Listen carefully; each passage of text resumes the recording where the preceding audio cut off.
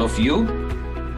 So to start the event off tonight, and I would love to ask you all, what do you think are, in your opinion, priorities? What should have the highest priority for ESG and sustainability in the built environment?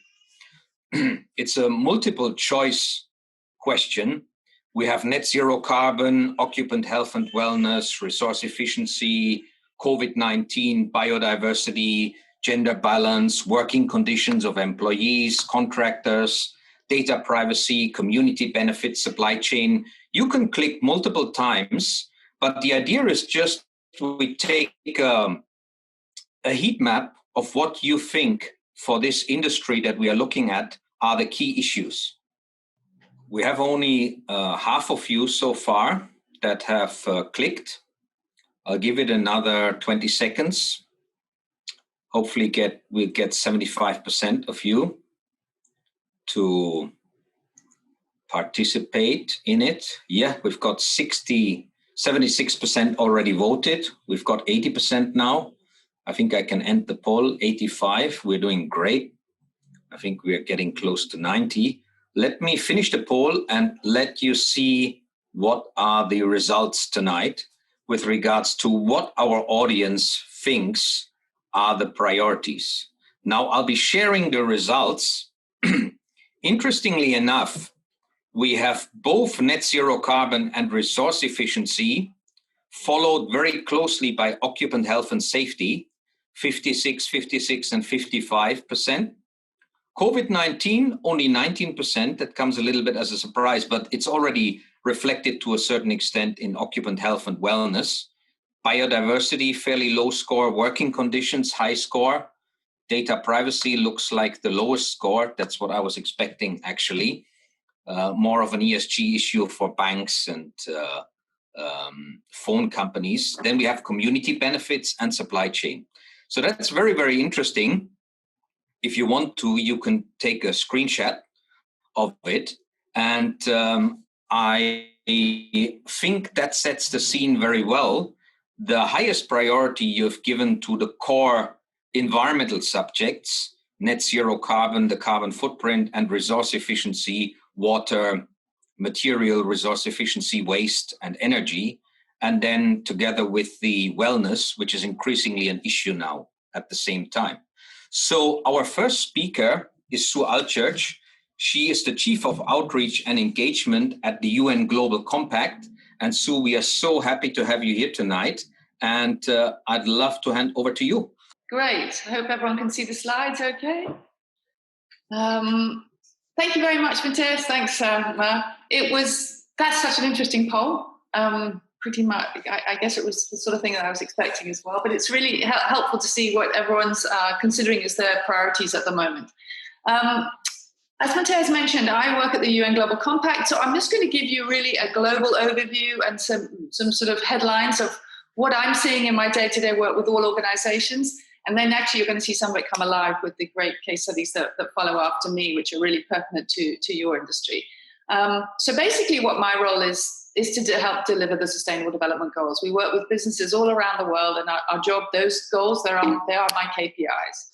But a little bit of background. We've been around for 20 years now, since Kofi Annan reached out to businesses saying, I propose that you, the business leaders, and we, the UN, would create a compact of shared values and principles, and that is what the Global Compact is. It is this set of shared principles, which 40 companies and some leaders in the UN put together at the beginning. They cover human rights, labor, environment, and anti-corruption. There are now 11,000 companies, CEOs committed to running their business according to these core principles. And they all come from UN conventions, norms, declarations signed off by all member states, so they're pretty robust. And in working in this way, basically what we're trying to do is deliver the goals. So we're doing everything we can with the business community to help us create the world that we all want. And this is the best articulation of the world we want.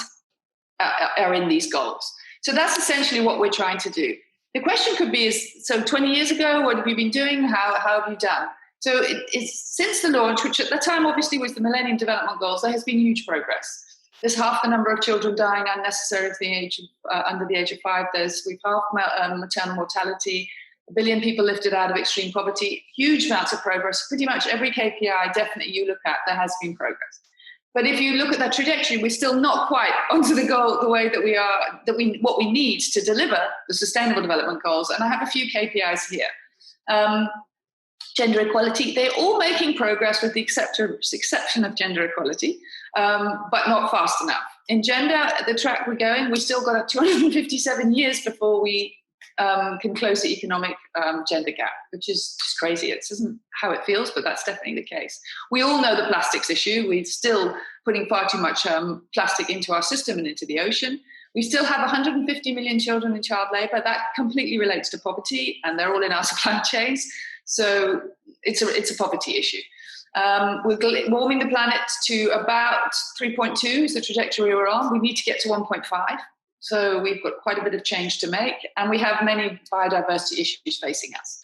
I would say in every single one, with the exception of gender, we're making a bit of progress, but we need to go faster. Just to give you a background as to where we've got to. Now, of course, COVID's come bang right in the middle of it. And as Antonio Guterres says, it's an economic crisis, it's a social crisis, it's a human crisis that is now becoming a human rights crisis and a humanitarian crisis. Why is that? Well, because the most vulnerable people are being affected more. That's the truth of the matter. Take women, 60% of women's employment is in the informal economy. And already 25% of those women between ages 25 to 35 were already more likely to be in extreme poverty. So they're more likely to tip over. That's going to decrease our possibility of delivering our gender goals. Any of the economic factors, the working hours lost, the jobs lost, the reduction in global GDP will all disproportionately affect vulnerable people. So we do need to consider what's happening as a result of COVID and how that will take us off our KPIs. Global supply chains have been disrupted, which also have an effect, in the end, affecting people in hunger and in poverty. But in the middle of all this, what is clear is that the business community and the investment community have really seen what they have already known theoretically is coming to life, which is we are all interconnected. A healthy people, a healthy planet creates a healthy economy. We all know you can't have one without the other, but it's now like staring us in the face. And what we've seen in the middle of COVID is that the investment behind ESG-led companies, strongly sustainable companies, is booming. So this is just one KPI. Morningstar showed that 24 out of 26 ESG index funds yielded higher results than their non-ESG benchmark. So it's happening. It's extremely obvious what's happening at the moment. And why would that be? It's because those companies are run for the long term, not debt-filled, have highest relations, best employee relations, great supplier relations, great customer relations. They are the solid organizations, and that's why they're getting the investment. If you look at the couple of KPIs that I see on an ongoing basis, Accenture did a study with us with CEOs. They found that literally almost all of their CEOs believe that sustainability is now and will be more important in the future in a number of KPIs. I put two of them out here. In terms of their brand reputation, those that have a sustainable brand reputation, it will grow. That's 71% of them in the future believe that it will be more important to their business and will translate into revenue growth. This is, of course, a measure of what they believe consumers are thinking. So because brand and revenue offtake are related to what they think their buyers are thinking. So they can see this. Then if you see, we look at why. Well, actually, this is how I got into this whole area. I used to work in Unilever, and I was running a low-priced laundry brand. And I found that sustainable things actually help you drive margin, and it's been proven out. Boston showed that there's 12 margin points. These numbers are CPG numbers, but they've looked across a number of different industries. And definitely with better management and sustainability, you can drive margin. I would have died from 12 margin points when I was running my laundry campaigns. Also, higher valuation in the marketplace. There's almost 20 percentage points in a highly rated sustainable organisation in terms of the premium it can face in the market. And we've seen that. SDG bonds have been launched very, very successfully. And lastly, there's another study. I mean, there's many of them, and I have lots of data if anyone wants to look at them. But Arabesque and Oxford University did a big meta-analysis. They took 200 academic studies, and in half of those studies, they found that companies with high ESG ratings got a lower cost of capital, which again is a measure of investors' interest.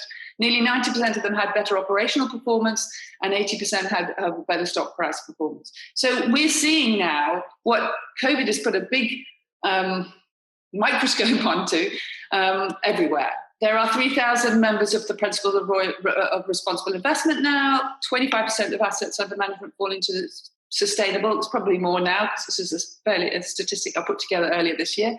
It's expected to grow at 20%, 20 times, and to 2 times. Investment funds with high ESG funding at the moment in COVID are getting twice as much investment. So it's really, really clear that whilst there's lots more to do, and we're in a difficult situation because of COVID, it's set us back in every socioeconomic way, the business community are really driving this forward. We know that this is why CEOs know nearly 90% of CEOs believe that the whole system needs to change, and that is what's happening at the moment. 71% of them believe that the private sector, that they believe they can make a profound impact on the Sustainable Development Goals. So consequently, we find that 84% of businesses who we've interviewed are taking some form of action, and like 90% of them have principles aligned to the 10 principles. So that's great. And what I would say is there is no lack of enthusiasm. The investment community are behind it. The wave of interest is growing and growing and growing. The thing that we're starting to focus on now is how to get the right ambition. So if you look at these are probably the 3 statistics that most stare us in the face. A high number of companies are actually taking action on the goals, but only 39, so that's 40%, make sure that the goals that they set are aligned to the Sustainable Development Goals, and then 50% of them are really aligning their strategy. To bring this alive in practical terms, here's what I mean. If 94% of companies have principles on labour, frankly, it's legislated for in most countries anyway, so that's quite normal. Only 45% of them make sure that those policies translate into an adequate standard of living. So you'd ask yourself, well, what is a policy, or what is a guideline, what is a goal if it doesn't make sure that everybody involved in my system has a decent standard of living? That's why, it's not the only reason, but that's contributing to poverty. So we just have to get to the bottom and think, well, how high is up? What do we need to be achieving? The same thing happens on environment. Lots and lots of goals, lots of ambition. We also know that, I think it's about 80% of the companies are tracking against their goals, but only 35% of them are really having contractual agreements to really look at throughout the supply chain. Are we really having an impact? Anyway, I know it's hard, it's difficult. I've been there with my last role, but that's the sort of thing we're looking at. And I'm going to show here just a little bit of a way that we work with companies to try and make this progress. And ultimately, the progress is understand how high the goals need to be, understand how to achieve those goals, and understand how to create an environment in which we can actually make it happen. So how do we set up these goals? We do this with leading businesses. And actually, you'll see Esther in this picture. She's going to talk to us a little while later. She's one of our thought leaders.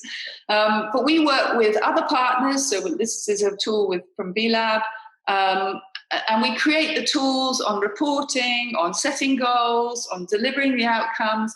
That's a lot of what we do at the Global Compact, completely with businesses to really set the right goals to help everyone move forward. Then what we try to do is scale it to everybody. We scale it through our academy, we scale this through campaigns, and we scale this through our global impact initiatives, which are like training programs or accelerator programs that companies can go on in a country to work to understand how to make progress against the goals. And then finally, we work in partnership with governments, local, national, and leading businesses locally, nationally, to create an environment in which this work can land fruitfully. So, for instance, this ambition loop is about establishing with governments and clarifying for governments how high the goals that businesses are setting are. Because if you look across the world, businesses are setting higher ambitions on carbon reduction than governments everywhere. So the role now across the world, we're putting a process whereby we're making really clear to the leaders of each government what the business communities are prepared to do, which will raise the government's ambition, and they're up and up and up. So that's the sort of thing that we do, meaning that more companies will be able to set their goals and make progress against these goals. So that's a quick run through about how we work with businesses, and happy to hand over now, so I know you're going to hear from a couple of the businesses who actually put this into practice. Thank you, Matthias.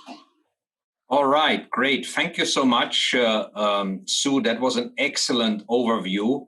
I love your summary: healthy people, healthy planet, healthy economy. And as well, the money is flowing into those companies that are doing the right things. That's where the funds are moving. And we will hear now from Esther about a real practical case study of one of the global leaders on ESG and sustainability. I think, if I'm not mistaken, Esther, City Developments Limited has been 10 years in a row MSCI ESG rating AAA. That's amazing. Over to you, Esther. We're looking forward to your presentation. Okay, first, thank you for having me. And then I think Sue did a wonderful, introduction. And our world has really changed.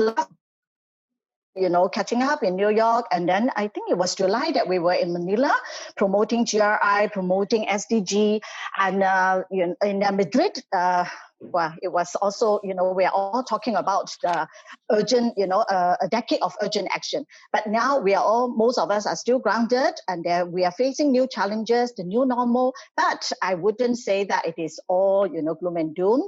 And definitely we can even do more, what I feel. And let me show you later on. But let's go back a little bit, to our pre-COVID period. That last year we were actually in September, we actually pledged to support the UN Global Compact at 1.5 degree business ambition.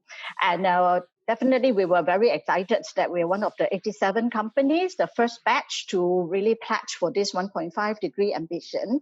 And of course, at COP25, we continue to push the agenda. Everywhere we go at COP25, we can see that climate emergencies everywhere. And come January, if you recall, World Economic Forum, the Global Risk Survey put actually find out that the top 5 global business risks are all climate and weather related. And interestingly, number 10 on the global risk was infectious disease. But now the world has actually changed, a very different world now. And then year-end last year, UNEP-FI actually published a report, Changing Course, and they advocate a few things that it is really in a pathway to a more sustainable and low-carbon world. That is responsible investing, responsible lending, and also sustainable insurance. And you will probably find a lot of interesting points that is very, very relevant to today. So I don't need to talk too much about COVID already, but what I feel is while COVID actually, caused a lot of challenges, but one thing I feel that they also brought the world closer together. Almost we are aware of which part of the world has more new cases and what are the policies and all that. And in fact, the investors are not just listening, but watching. I mean, I'm sure some of you have already read about, BlackRock, they are putting 244 companies on watch list and already taken action against 53 companies using their voting right. Against the directors who are deemed as, taking insufficient climate action. And some are a big name. And of course, just recap what Sue has said, that many ESG indices or ETF have outperformed their counterpart. So we are not here to decide which one is a more important, issues. And saving life, yes, definitely. But in the long run, climate change cannot be neglected. And definitely, we don't need to choose. And in fact, there is a crucial role that investor, businesses, government, civil society can all work together and to recover, together for better health, for planet as well as the economy. And of course, in the end of the day, is for the people.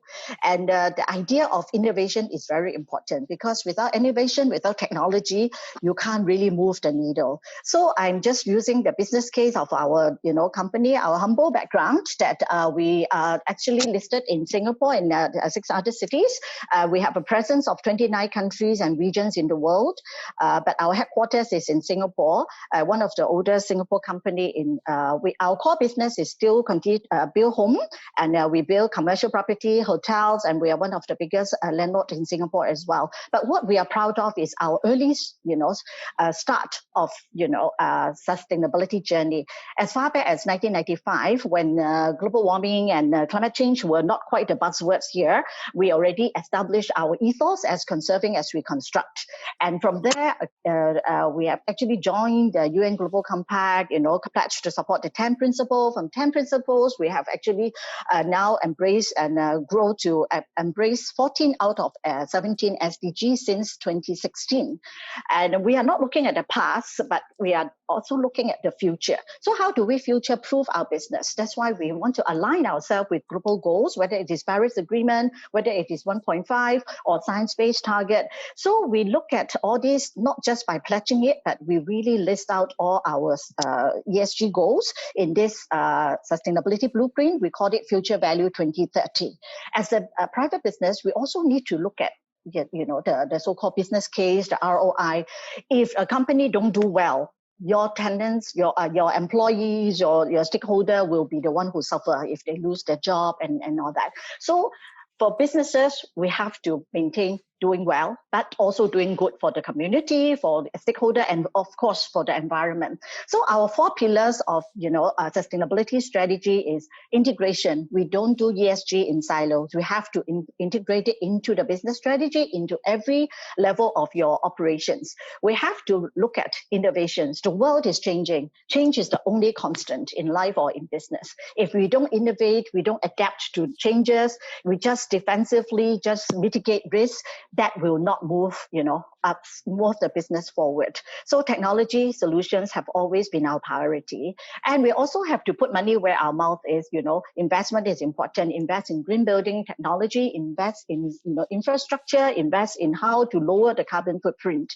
And as a listed company, we are also an investee. We want to present very good ESG commitment, strategy, performance, so that our ESG investor, SRI funds will, choose us.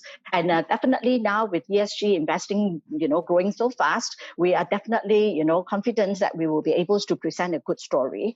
And impact is very important. Whatever we do, we must look at impact. What get measured, get managed. If you don't measure and track, and you won't know whether you're creating positive or negative impact, and you won't know where to identify area for improvement.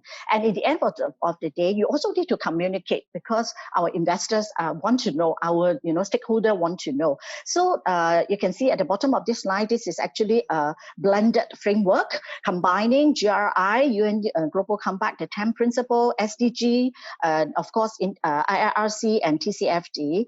And we also look at science. We don't look at just we dream of numbers to reduce our targets. And the latest one, we also included SASB, the real estate specific standard. So this is a very robust reporting standards that we impose on ourselves, and we actually have all these reports posted on our website, www.cdlsustainability.com. So no company or no one in the world, no even political leader, no one can change and save the world alone. So we need to engage the whole value chain. This is a value chain chart that based on our building industry from the whole stage 1 of the life cycle, how we how we plan, how we build, how we actually get finance it and interact with regulators, and all have an impact on the overall sustainability performance. And of course, how we design and build and how we manage it, is also very important. And just now I talk about we have to, look at science, science-based target is very important. Some of you may know that real estate sector, building and construction account for almost 40% of greenhouse gas gas emission globally. So we have very strong, very high, environmental impact. That also put us in a position that we can also drive change, not just change at our level. We also can engage the whole community, the whole value chain to, work towards low carbon. And that's why we, put ourselves that, challenge ourselves at 1.5 degree science-based target, very ambitious target. But without technology, without innovation, without good practices, we will not be able to achieve it. And in fact, this is an innovative, presentation of features, green building features. When we are being challenged, humanity can be very, very creative and all that. When we have little, land scarcity, we build high, we build also deep underground. So this is one of our residential developments. We actually built a jogging track that connect the rooftop of 3 residential blocks that overlooking the sea. And it is really a beautiful and exciting and a creative feature. And then, of course, health and well-being is one of the top priority. Just now, the poll also show that.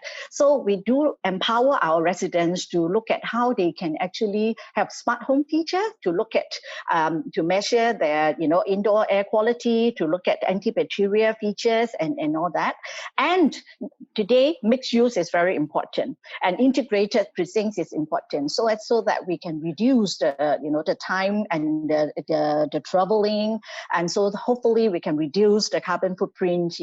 So mixed development combining work, live and entertain space together is actually a fast-growing trend here in Singapore. And this is one of our, latest redevelopments that we are looking at. This commercial properties that we are redeveloping based on the government's integrated precincts criteria. And you can see that we weave in a lot of green and blue spaces and the water feature. That is to take care of the so-called the physical and also mental health of the users of property. And these are the exciting things that we are looking at. So we are facing climate, health, and social and economic issues, but we can find interesting and a creative way to reimagine our space, our product, and to take care of, the health and safety of people and become a more sustainable and livable built environment. And I think together we can work towards changing the climate and changing the future. And that is the end of my slide. And I will look forward to have more interaction later on. Thank you so much, Esther, for a wonderful presentation. City Developments Limited, we can see the shift there. Classically, energy efficiency, resource efficiency, moving towards health and well-being, and as well the focus on future value. Don't just manage the risk, but create those opportunities. Now we have the pleasure for our final company case study presentation, Myrrh Caplan, the Senior Sustainability Director of Skanska USA. The virtual floor is yours, dear Myrrh. Well, thank you. And Esther, I loved your building images. That was just very inspiring, beautiful. So as Matthias said, I am Myrrh Caplan, and I lead our sustainability consulting team in the US for our construction unit, as well as a number of our corporate initiatives around community engagement and healthy buildings. In case you don't know us, Skanska is a global construction and development firm. I'm going to talk more about the construction side, of course, operating in about a dozen countries and found on the NASDAQ Stockholm Stock Exchange. A handful of our iconic projects, I thought this one was particularly interesting for Sue. The photo in the middle is us putting in the foundations of the United Nations building in 1947. We also did the nicely termed Gherkin in London, 30 St. Mary Axe, the Oculus at the World Trade Center, and even relocating and reassembling a temple in Egypt. So a very broad portfolio of work. We have been in business for more than 130 years, and we want to continue for another century and beyond. So what we build and how we build it in a way that benefits society is integral to that goal. Beyond the groups you see here, and I'll talk a little more in a minute about the SDGs, We are members and participants in many organizations, such as the World Economic Forum, U.S. Green Building Council, International Living Future Institute, International Well Building Institute. There's just so many, and we're still a corporate signatory to the Paris Accord. Very proud of that one. Sustainability is grounded in our culture. And so Esther alluded to this as well, how integral that needs to be, how infused into the different departments that needs to be. We know that it bolsters our mission. It helps us to deliver better solutions, better operational efficiency, to attract and retain the best talent. I can't even tell you how many young people have come into the company and reached out just in the last month saying, I came to you because you do sustainability, and I came to this company because I know you do sustainability. It also helps us to be better risk managers. And I think, Sue in particular talked about our investors see that as true, as proven. We've been a signatory to the Global Compact since 2001. You can see here our 7 goals that we've identified as having particular importance to us and our stakeholders, given the nature of our business. And beyond what we directly control, of course, such as what goes into our own developments, how we construct buildings for our clients, our own resource extraction operations, which we have in the Nordics, and what portion of the external supply chain we can own or influence. Of course, there are global and client trends that align with our sustainability roadmap. I think everyone on this call knows there are just higher demands, higher than ever, on sustainability performance disclosure and being transparent. So that's part of our path with SDGs and other platforms. There's also that expectation that companies address and contribute to changing society, making it better. And major influencers behind that, as you know, increased urbanization, socioeconomic inequalities, climate, resource. I'll talk a little more about all those. For us to identify the most relevant sustainability areas, and Esther kind of had a similar story here, we conduct a global materiality assessment every 2 years. We perform a structured stakeholder dialogue and ask key questions that are selected and aligned with the GRI, the SDGs, the Global Compact, the different standards we work with, and of course the different laws in the countries we operate in. And then, of course, we take those and we map them. So that's what you're seeing here. This chart depicts our key sustainability indicators ranked based on stakeholder importance, and then how Skanska has an ability to impact them. This is then published in our annual report, but that's a pretty static thing, right? The important thing is that we take this and then we look at what our trajectory is. Is this aligning with where we currently are? Is there anything that we need to improve? That assessment, as I said, is done every 2 years, or I think I may have shared that's every 2 years. So we're right in the midst of our 2020 assessment right this month. I expect to see the biggest shift we have ever seen in this survey around what is currently plaguing the world, literally. Human health has never been so relevant to clients or to us. And I'll share a little more on healthy buildings here in a minute, but climate change impacts an even wider range of health issues than the built environment. And so I love this image because this comes from the US Center for Disease Control, the CDC. It illustrates the most significant climate change impacts and, of course, the subsequent health outcomes that can result from these changes in exposures. Really powerful. And Esther shared, when it comes to climate, it's no secret. We are contributing 40% of the carbon emissions globally from the built environment. We also know that the demand for construction is not going away. Research has shown that over the next 35 years, the trajectory is that we will build a whole new New York City every 35 days. And while that may have been dampened a bit by COVID, not much, because the demand is there and it's got to be done. We recognize our responsibility in this. So I'm going to talk a lot about that next, but also then I'll delve into some client situations or concepts. So for ourselves, like many of our clients and probably all of you, we have set a target for our whole group to be carbon neutral by 2045. with an interim goal of 50% by 2030, and we're well on track for that. Thousands of companies and other entities in the U.S. have committed to the change. You see there a number of entities, but on the city level alone, over 450 mayors, almost 500 now, I believe, representing 71 million Americans are committed to the Paris Agreement. And that alone equates to nearly half of the US GDP. So as you'd expect, that's a lot of our larger cities' mayors have made that commitment.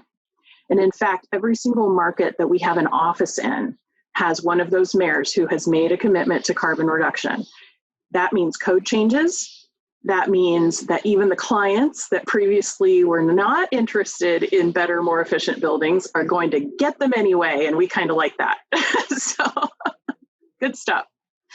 That's not to say, however, that there are too many clients that are not progressive. We actually have a lot of progressive clients that are not yet influenced by any code changes or any rumors of them. For well over a decade here in the U.S., we've advised on and constructed many net zero and net positive buildings. So code may lead the market into more of this central part of the range, but certain clients, such as the high tech industry and universities, are leading the charge into a built environment that is more on this end of the spectrum, more restorative. One gap that we saw on our path to try to move the industry towards being more restorative is that everyone was tackling operational carbon, and that was leaving embodied carbon with an increasing share of the pie, right? So we had been tracking our own embodied carbon, and back when I was heading up our sustainability for our development unit, made sure that we had a really robust carbon tracking program in place. The problem was we didn't have a means to compare one thing to another. And so, with the evolution of the LEED credits and other programs credits around producing environmental disclosure documents, we were then able to take it on ourselves and partner with a software developer with the University of Washington and the Carbon Leadership Forum to develop an open source material comparison tool that's called EC3, Embodied Carbon Calculator. So now Microsoft and lots of other partners have also joined in on using this tool and using it to influence manufacturers to provide better products.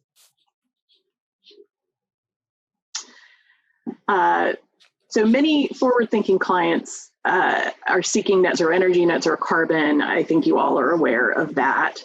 Sometimes clients are looking for either even more lofty goals, such as the Living Building Challenge, and hopefully many of you have experienced that or have been able to work on one of those projects. The LBC program requires all the credits be achieved, including net positive water, net positive energy, restricted materials, incorporation of biophilia, and lots of other criteria. And we have advised on more of these LBC certified projects than any other firm. So we know how difficult the road is for these owners who have such lofty goals, but also how rewarding it is in the end.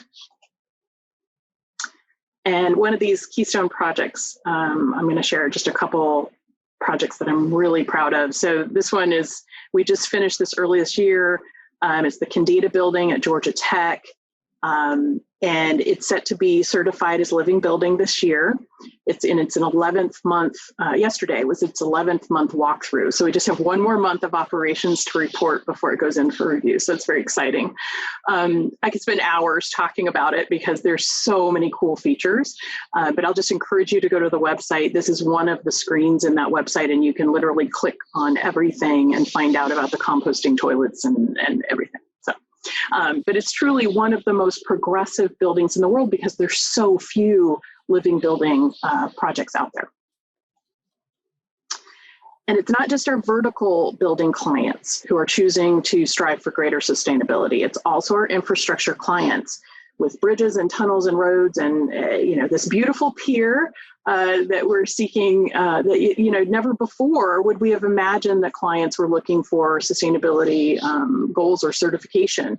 And so as I'm the sustainability consultant on this project, I'm just being transparent here. I'm a little biased. It's slated to earn Envision certification, which is basically LEED or BREEAM, but made for infrastructure, kind of like CQUAL, and focuses on resilience, on local economic development, and quality of life for the local community. So it's really a robust and interesting program that goes well beyond the environmental piece of like a LEED program. And also, added bonus, the city decided to go ahead and add this to their code. So any future infrastructure projects in the city will have to pursue Envision and incorporate those sustainability aspects. And then coming back around to the topic of human health, because I know all three of us have spoken about it, the well building standard, which is considered the most stringent healthy building program, has been around for a number of years. And Joyce and I were just talking before the call about Paul and his brother and just his team at Delos that started this program many years ago. It's been around for a while, but in the last 6 months, it has become the hottest topic with clients. They still want a green building, don't get me wrong, they still want efficiency. But moreover, what they want is a healthy building that has been proven through research, testing, and auditing, right? They want proof because their occupants want proof. So I'll just close in saying that crisis is opportunity. So climate, health, sea rise, this is the now. And I think we all know it's also our future. And so we have all these incredible and innovative projects and systems to point to, and it's time for us to rally and put some time towards those places and projects that are just starting on their path to be restorative as well. All right, Myrrh, wonderful. Thank you so much for an amazing presentation. And I think we've had so much good value. The original idea was to have shorter presentations, but normally I'm very tough as a German timekeeper, but today I was very lenient because we had so much good content coming in. So we have as well a lot of questions coming in. So I suggest we go straight into the Q&A session. The questions are flooding in. We see as well some networking going on. There are Lars and Yang Bu, they are already connecting on LinkedIn. This is great. This is what GSX is all about, connecting, community building. Now, let me go through a couple of those questions. Hannah was asking, how can you establish a baseline rating with all these different ratings there and a company that starts at the beginning? How can they combine, MSCI and all these other ratings? Maybe that's a good question for Sue or Esther. We've got a couple of questions for Myrrh. One was from Lars as well. Hey, Myrrh, the Empire State Building is a great case study. Can you share what you guys did there? And what do you think about the impact of concrete? Should we kind of do something about that? And then Yang Bu mentioned there is a Sunnyside Yards. I'm not sure where that project is, but I think one of you might know something about it. And he was wondering whether there was some inspiration from Singapore coming. Maybe Esther can comment on that. So those are, and then Stephen Worth as well has asked the question, how can we get critical mass? So this really becomes the to do and want to do for everybody. And I mean, maybe what Myrrh said, from less bad to more good, is already the right strategy and the right roadmap for that. So maybe we can start off with Myrrh to address some of those questions.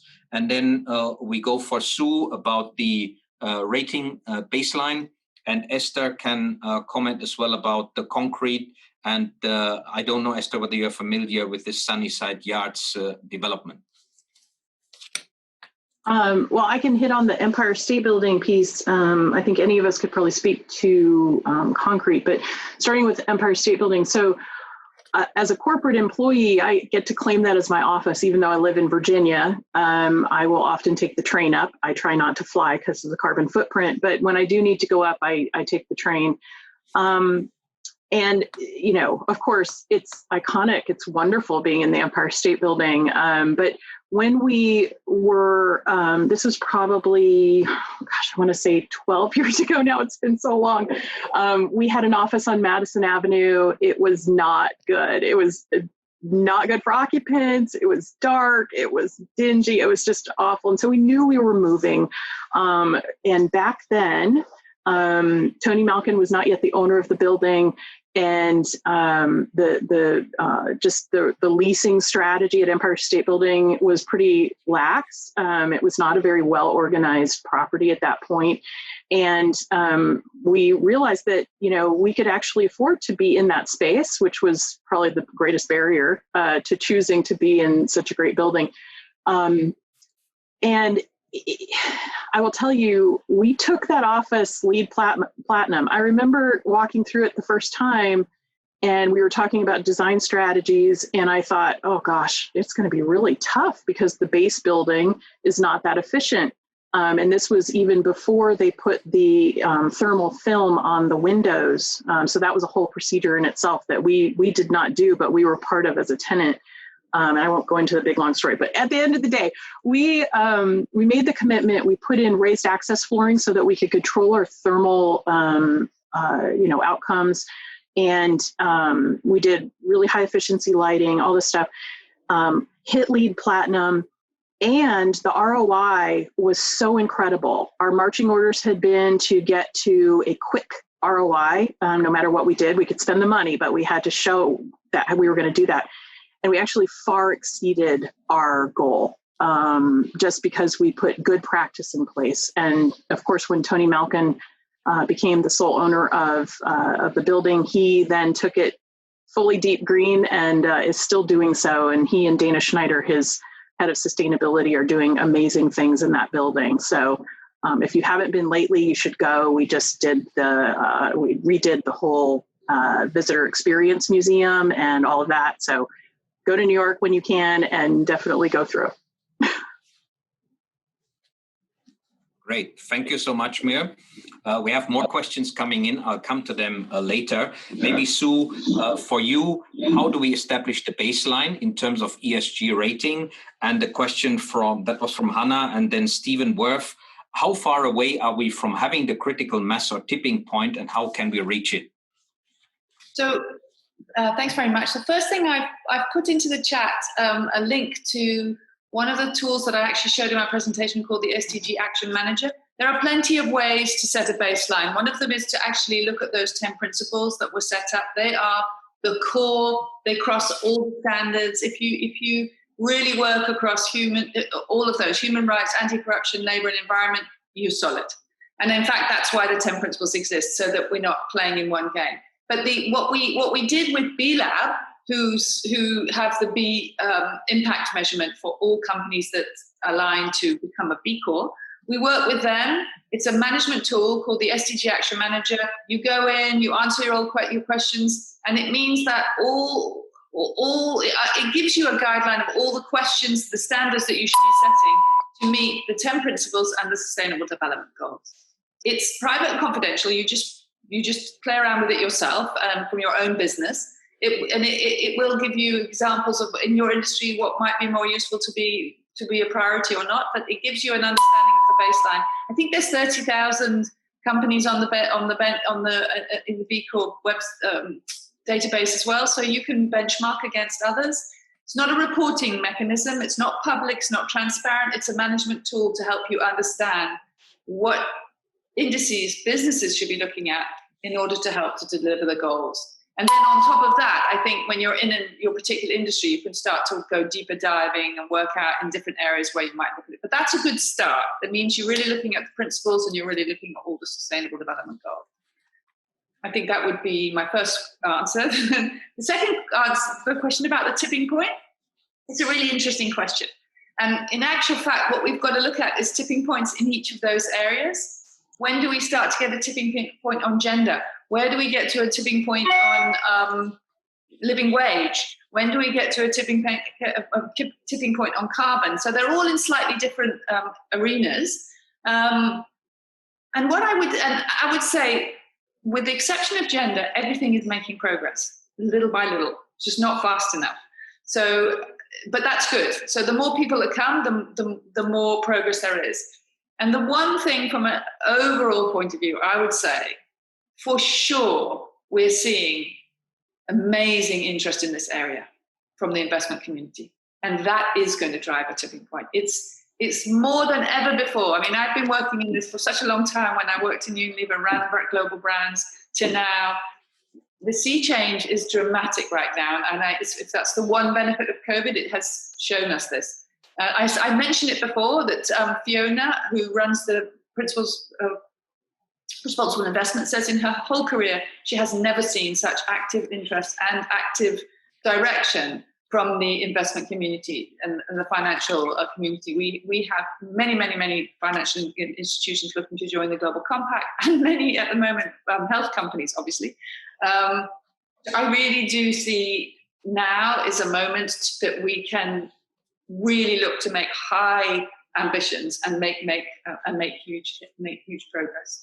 How do we get to a mass of people? Well, that's my job, which is as many companies to join the Global Compact, to create more momentum. The leaders, businesses can show others, but we want as many organizations, however big, however small, to join the movement to create the world that we want to see. And I mean, it's totally feasible and possible when you're able to connect and understand and hear from other businesses. I mean, again, today, what Myrrh's just told us, that actually half of the US GDP is aligned to the Paris Accord. This isn't something that people would say day to day, but it's exactly what the reality is happening. So the more of us who are on the journey, the better. Great. Thank you so much, Sue. I will just summarize the questions for Esther. There came as well a question from Scott. He's wondering how we can reach the Class B and C buildings where cost and resources is an issue. And I think, Esther, there is experience in Singapore where the government has mandated that nearly all the buildings have to go green, if I'm not mistaken. How is that being done? How is that being financed? I remember from a long time ago seeing that you're doing some work as well on low carbon building materials. So that links in nicely with the concrete question. And then the Sunnyside Yards, according to Young Boo, is actually in Queens, New York. I'm not sure what the Singapore connection was and whether you're aware of that project, but he thought there might be inspiration from Singapore coming. So you can comment on that in case you know the project. So over to you, Esther. Wow, a lot. Let me try to also echo what Sue has said. And in fact, incidentally, this morning I was listening into SMP. We have. I totally agree with the head of ESG investing. We have reached a tipping point. Okay, and there are actually many parties that help us to actually now mainstream sustainability.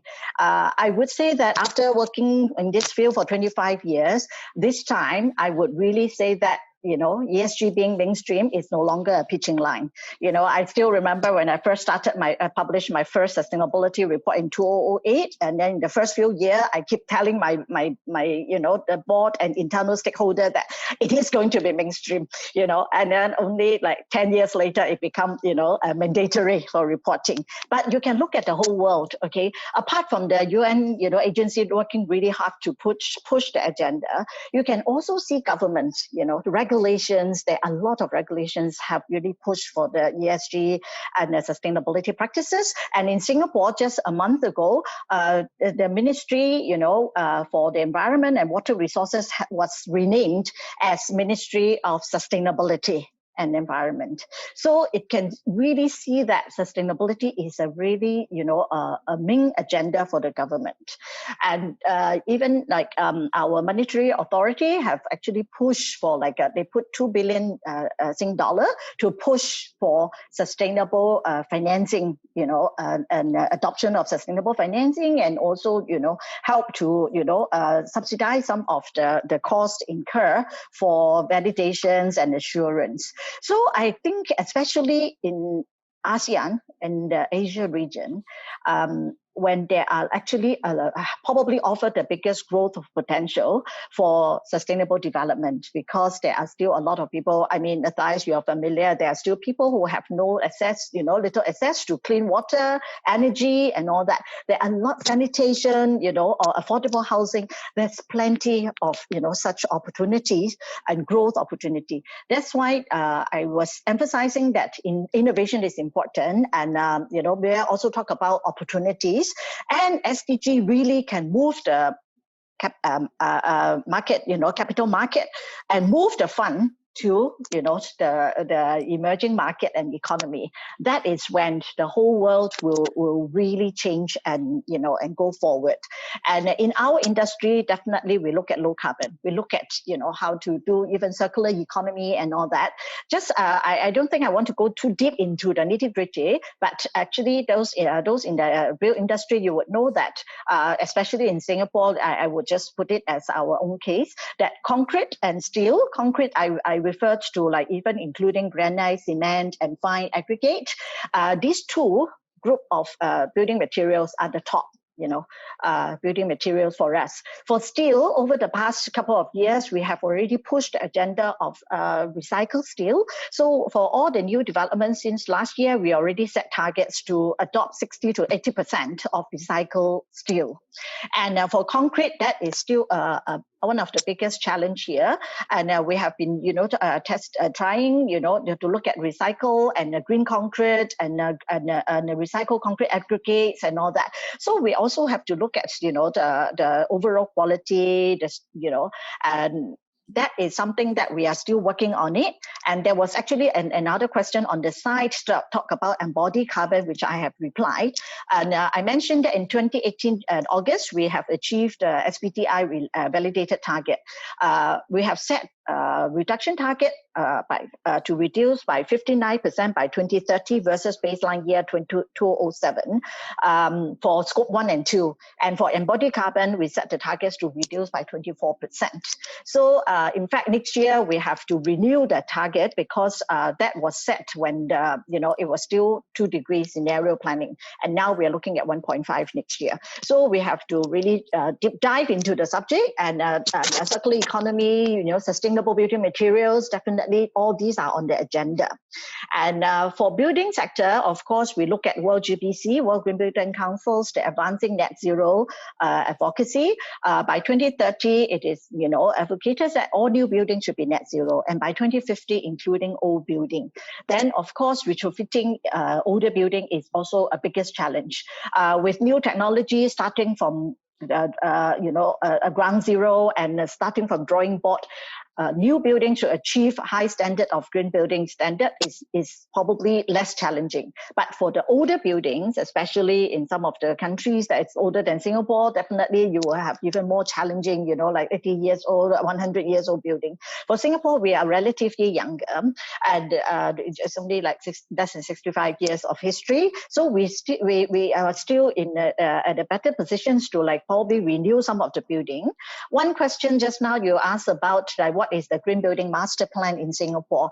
The ambition is a little bit moderated, not 100%. It is by 2030, the Singapore government has set the targets to green 80% of all buildings in Singapore. All buildings means whether it is commercial, residential, schools, hospital facility, everything. And by the definition of green means it has to match the BCA, the Building Construction Authority's green mark standard. So now we are actually at 40%. And we have less than 10 years to go, and we have to green another close to 40%. So with this, we need funding. Upgrading building does not come cheap, as everybody know here, right? Green building feature also, you need to invest in it. So that's why sustainable financing, green bond, green loan, all these are really gaining fast traction. In 2017 April, I launched the first green bond in Singapore. That is also, for retrofitting in one of our buildings, 64-story high.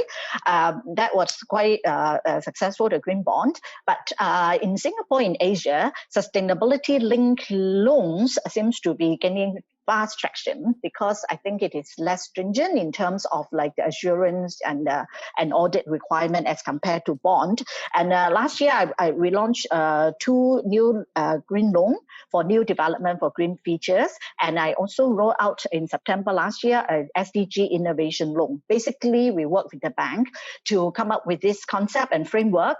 And if I could really push for an innovation that it will benefit a larger community, and is also aligned with SDG, any of the goals, I will enjoy some discount.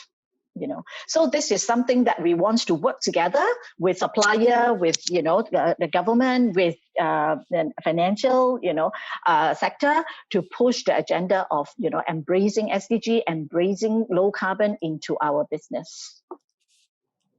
Great, amazing. Actually, we have even more questions coming in, but I think because we're already over our official time, we can close things now officially, and then those who are still not yet too tired and still have energy, we can just informally continue chatting. That is my suggestion. We actually have a poll for the end of this session where we want to identify what are the follow-up needs that you might have. So I will be kind of trying to find my way around poll number 2. Here it is. Let me launch it.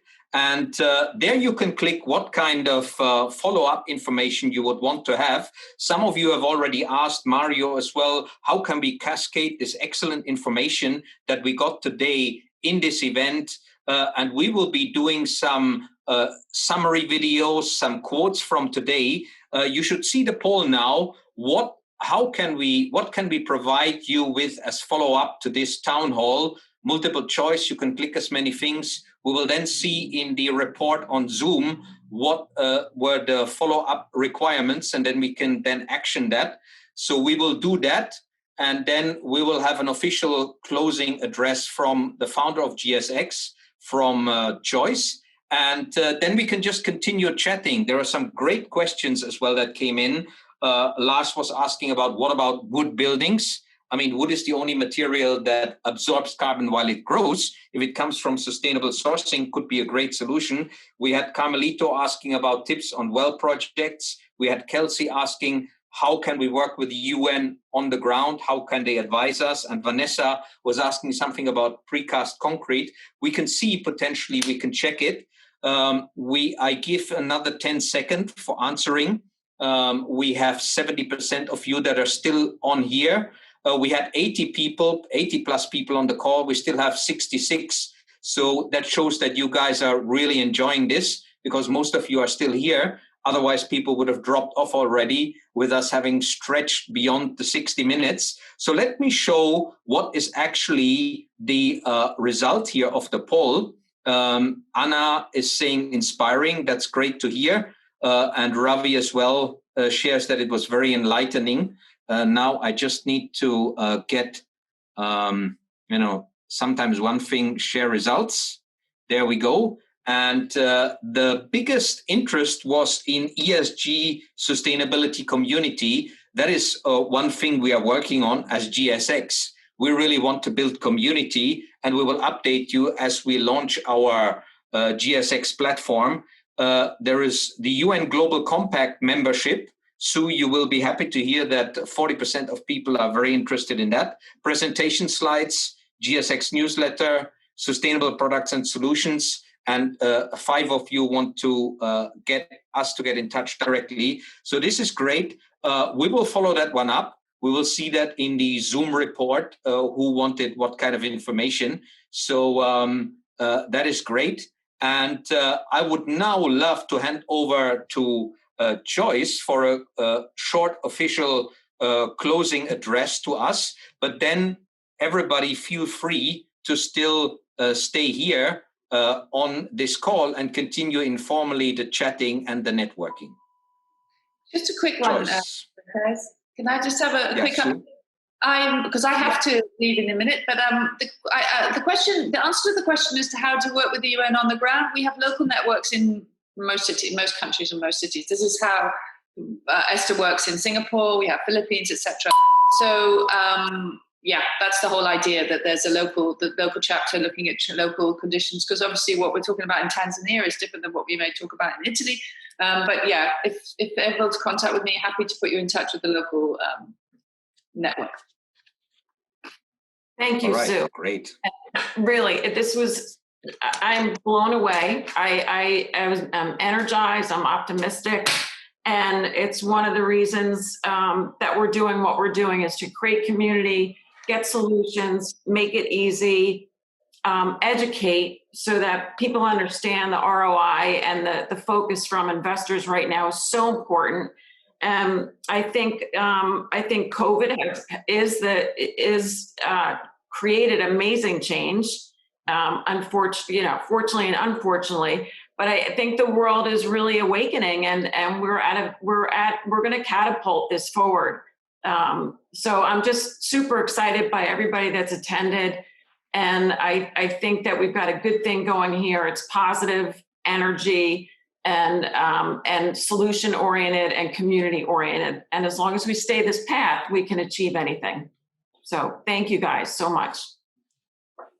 All right, thank you so much, Joyce. And we will as well be sending you guys the link to the GSX LinkedIn page. That is where we initially want to build community as well. So we will have a follow-up email to everybody that attended.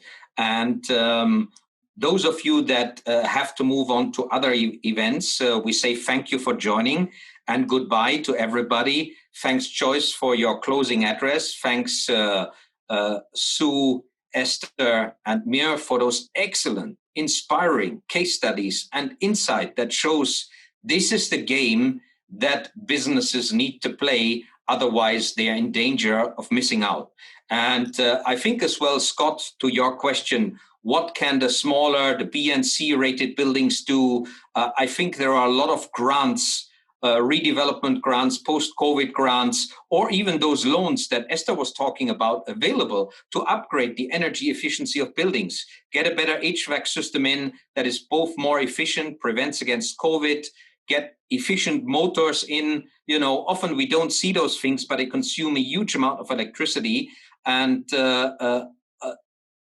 off-balance sheet funding is actually available, whether it's in Malaysia, whether it's in Philippines. Those are the countries that I know very well, and I'm sure even more so in North America.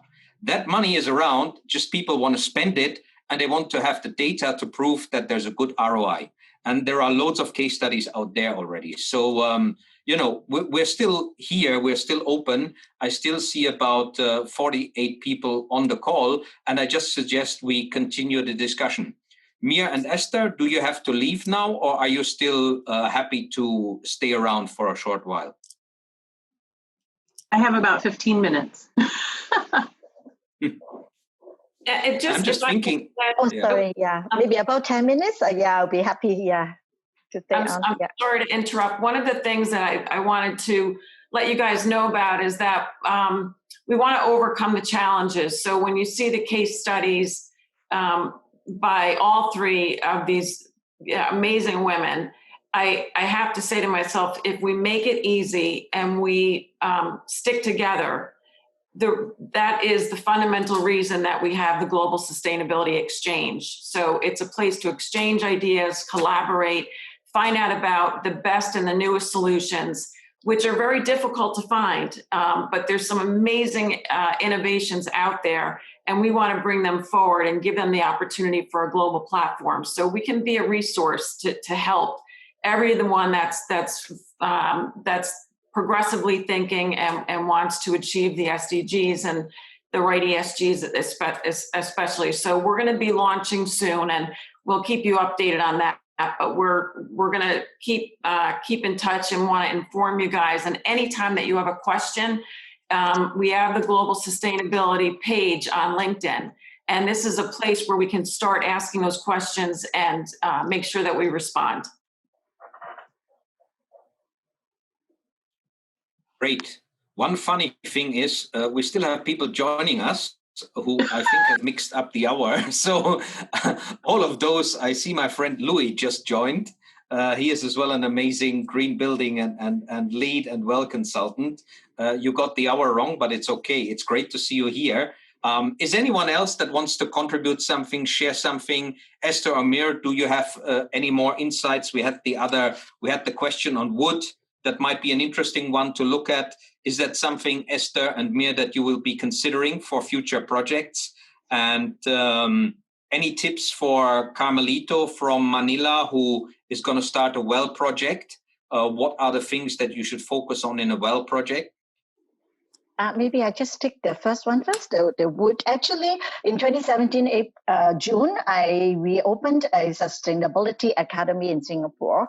That is a ground-up initiative with involving 6 government agencies, 12 industry partners, and 3 founding NGO partners. And now we have grown to be like tens of thousands of, not a membership type of thing. It's just a hub that it is CDL built it as a rent-free space for people to come together to network. And we also have, it is about close to 90%. It is built with cross-laminated timber and glue-laminated timber, which is actually certified by Nature Barcode as from sustainable source. That was actually the very first wood, majority, I would say extensively, wood building.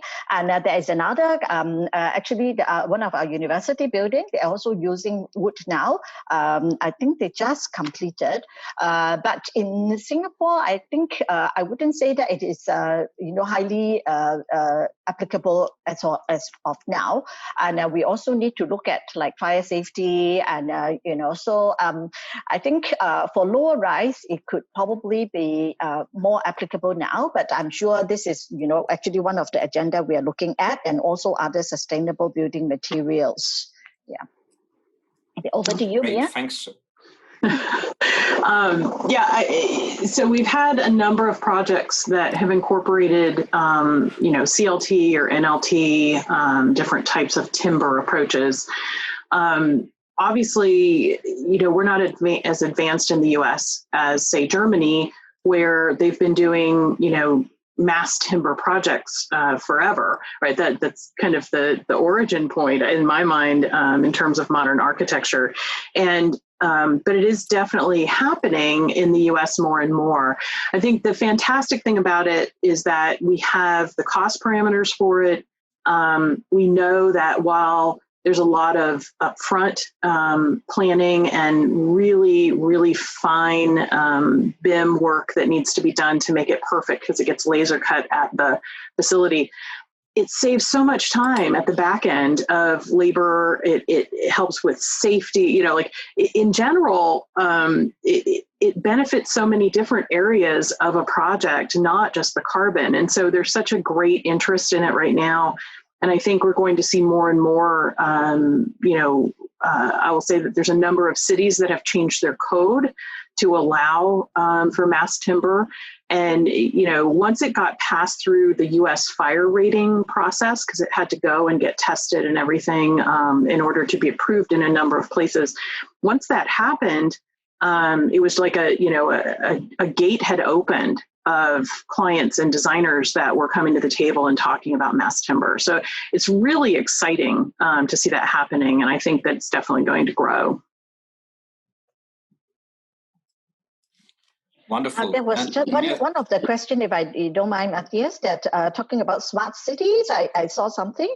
And you don't mind me just to say something that actually smart city and sustainable cities are actually something we have been looking at. And as an organization, we also see ourselves as an advocate. And just now, Sue was talking about, gender diversity has not been really, reaching the desired point. Don't talk about tipping point yet. So in fact, I have set up a Women for Green network. It's basically for women in the male-dominated industry, building sectors and construction. And we want to empower women to drive change at home, at work, and also at play. And there is one Smart and Sustainable Cities forum will be coming up. I'm featuring the 5 of the leading women force in the smart city. So I will post it on my LinkedIn and do look out for it. Great, excellent. Please share it with us as well so we can distribute it. Yes, I will. Esther. Yeah. Thank you. Wonderful. More power to the power ladies in the built environment. Myrrh, maybe you can round up our Q&A with the comment on the well buildings. Sure. Yeah. What are the things to look out for? Yeah. Well,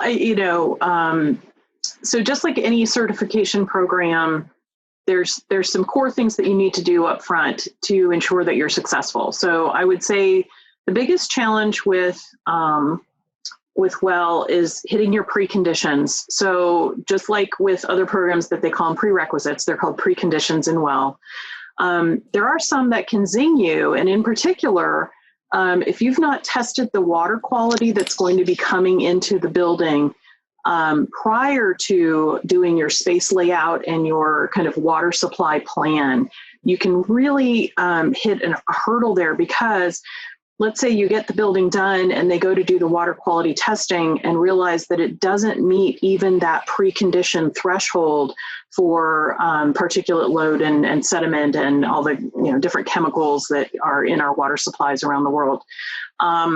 Then you have to put in, if you still want to pursue WELL at that point, you would need to put in a filtration system for all of the drinking water in the building. And if, let's say, you only had done one supply line for the building, that means you're now filtering all the water for your building, even if it's flushing toilets, which means it's a pretty robust system, and your maintenance team will need to know how to take care of that equipment as well. So now you've lost square footage.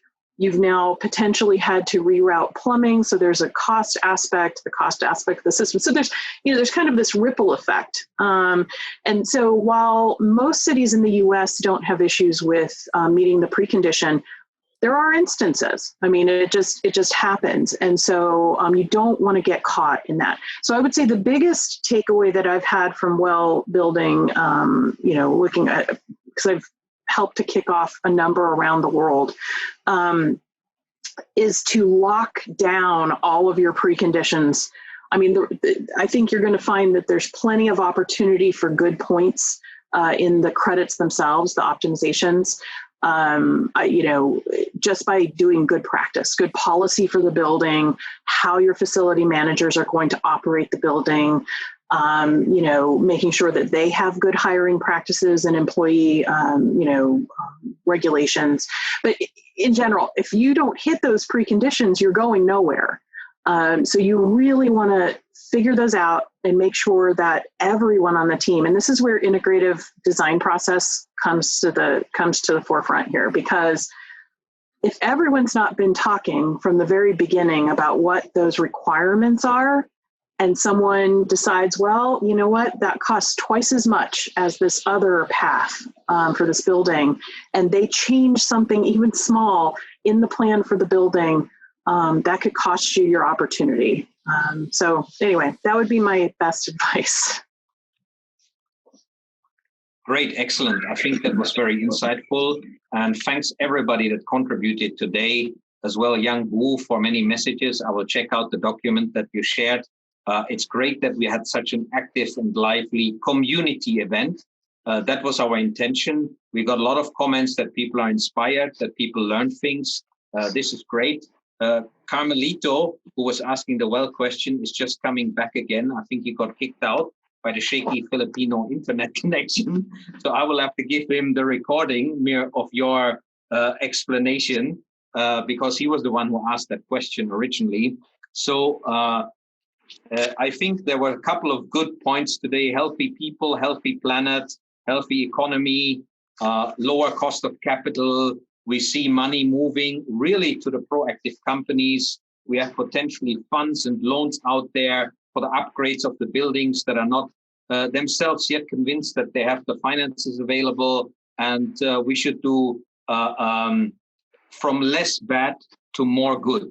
The vision of sustainability, holistically inclusive, social, environmental governance. We are on a good track. I think today inspired us that we are closer to the tipping point. And maybe the crisis is forcing us to look at what really matters rather than business as usual. So thank you so much for attending today.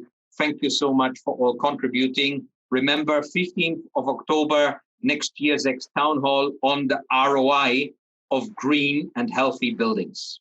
And then, thank you very much. Yep. And then one more thing too is we'll keep you guys posted, but Global Sustainability Exchange will be rolling out our community and product driven platform really soon.